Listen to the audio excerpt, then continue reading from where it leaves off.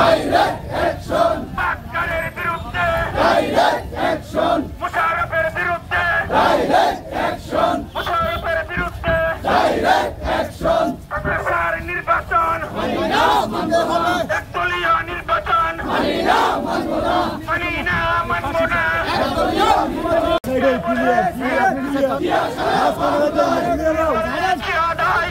সারা বাংলায় লোকান্তরে লক্ষ দিয়া করে করে, লক্ষটিয়া করে করে এক দিয়া লোকান্তরে, বাক্কারের বিরুদ্ধে ডাইরেক্ট অ্যাকশন। দেখি নাই, কালকে হঠাৎ করে শুনি যে মুশারফ সাহেব চলে আসছে। এই মুশারফ সাহেব আজকে একজনের কাছে শুনলাম, ও বলে আমি মাঠে নামলে বলে কেউ থাকবো না। আমরা দেখতে চাই অন্যায় করে পুলিশের পাওয়ার নিয়ে অনেক শক্তি দেখিয়েছেন। আসেন আসেন, এখন আপনার কত শক্তি আছে নিয়ে আসেন। আমরা দেখেছি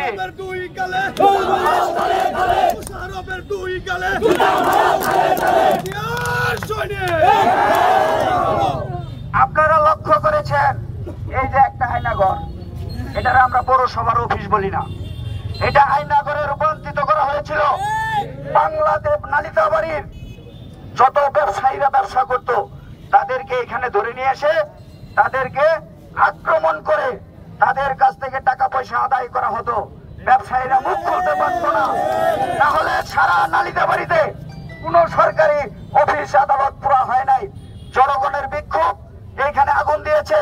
পরিশেষে তাদের লোকজন এই যে এত বছর 16 বছরের যে দুর্নীতি, টাকা পয়সা লুটপাট করে কোটি কোটি টাকার মালিক হয়েছে, এইগুলি লুটপাট করেছে। এর জন্য যার পেপারস পত্রিকা পেপারস ছিল সেগুলি যেন প্রমাণ না থাকে, সেই বাক্কারের লোকজন আগুন দিয়ে এই প্রমাণগুলো নষ্ট করে দেওয়া হয়। শেখ হাসিনা আজকে বাংলাদেশকে একটি মাফিয়া সরকারে পরিণত করেছিল। আমাদের এই সরকারকে যারা আজকে দেশ থেকে বিতাড়িত করেছে, প্রথমে আমরা আমাদের এই বিক্ষোভ সমাবেশ থেকে তাদেরকে নিন্দা জানাচ্ছি। এই কারণেই, এই শেখ হাসিনার কারণে বাংলাদেশের নিরীহ মানুষের অনেক ক্ষতি হয়েছে। বাংলাদেশের হাজার হাজার মানুষকে উনি খুন করিয়েছেন। বিএনপি নেতা কর্মীদের বিরুদ্ধে মিথ্যা মামলা দিয়ে আজকে আমাদের 16টি বছর ঘর ছাড়া করে রেখেছিলেন। সেই কারণে আল্লাহ রাব্বুল আলামিনের তরফ থেকে ছাত্র জনতার ঐক্যের মধ্য দিয়ে আজকে শেখ হাসিনার পতন হয়েছে। জানাচ্ছি ভাইয়ের আমার, আজকে আমি শুধু বলতে চাই, আজকে আমাদের যে এই যে 16টি বছর যারা আমাদেরকে ঘর ছাড়া করে রেখেছিল, আজকের এই মাফিয়া সরকার দেশনেত্রী বেগম খালেদা জিয়াকে কারারুদ্ধ করে মিথ্যা মামলা দিয়ে যেভাবে তাকে কষ্ট দিয়েছিল, বাংলাদেশের অনেক নেতৃবৃন্দদেরকে আমাদের এই কষ্ট দিয়েছিল, মিথ্যা মামলা দিয়ে তাদেরকে হয়রানি করেছিল, শত শত নেতা কর্মীদের গুম করে সেই আয়না করে রেখেছিল। সেটা ইতিমধ্যেই বাংলাদেশের জনগণ প্রমাণ করেছে, বাংলাদেশের ছাত্র জনতা প্রমাণ করেছে, অন্যায় করে কেউ কখনো পার পায় না। আমরা দেখেছি গত 5 তারিখের আগেও তাদের এই পৌরসভা থেকে বসে বসে বিএনপি এবং আমাদের নেতা কর্মীদের উপর হামলা চালানোর জন্য পরিকল্পনা করা হয়েছে। জনতা 5 জন নির্মমভাবে গাড়ির চাকায় পিষ্ট করে খুন করা হয়েছে। সেই মামলা অনতি বিলম্বে দায়ের করে এই নালিতাবাড়ির অবৈধ মেয়র আবু বক্কর এবং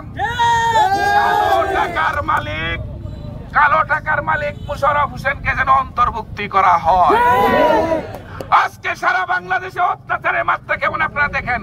তাদের দলের একজন এমপি আনোয়ার হোসেন আনার, আওয়ামী লীগ ক্ষমতায় থাকা অবস্থায় তাকে খুন করা হইল। খুন করার পরেও জনতার রাগ কমে নাই। কাইটা গুস্তগুলাই হাত থেকে আলাদা কইরা হলুদ দিয়া ফ্রিজে রাখিয়া দিছে টুকরা টুকরা দেয়া। কি পরিমাণ অন্যায়ের মাত্রা, অত্যাচারের মাত্রা, দুর্নীতির মাত্রা আকাশচুম্বী হয়েছিল বুঝেন। আমাদের অবৈধ প্রধানমন্ত্রী খুনি শেখ হাসিনা মিডিয়ার সামনে এসে দম্ভ করে বলে আমার বাসার পিয়ন 400 কোটি টাকার মালিক।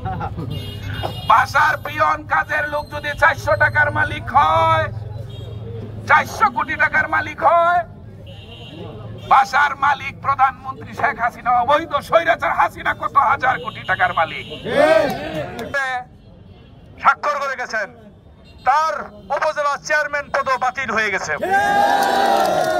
এই নালিতাবাড়িতে উপজেলা চেয়ারম্যান বলেন, পৌরসভার মেয়র বলেন, নালিতাবাড়ির মাটিতে আর কোনোদিন আসতে পারবে না। কাউরিকে দেব না। আমাদের যারা এই যে আজকে যারা কষ্ট করে এখানে উপস্থিত হয়েছেন, আমি মনে করি এখানে যারা উপস্থিত হয়েছেন তারাই প্রকৃত বিএনপির নেতা। কিন্তু এবং গতকালকে যারা এই কষ্টের মধ্যে, যারা প্রচন্ড গরমের মধ্যে যারা মিছিল করেছেন, সকলেই তারা প্রকৃত নেতা। আমাদের মাঝে কোনো চাঁদাবাজি নাই, সন্ত্রাসী নাই, লুটতরাজ বাহিনী নাই, হিন্দু সম্প্রদায়কে ভয় দেখানোর লোক নাই। যারা করেছে তারা আজকে আমাদের মাঝে নাই।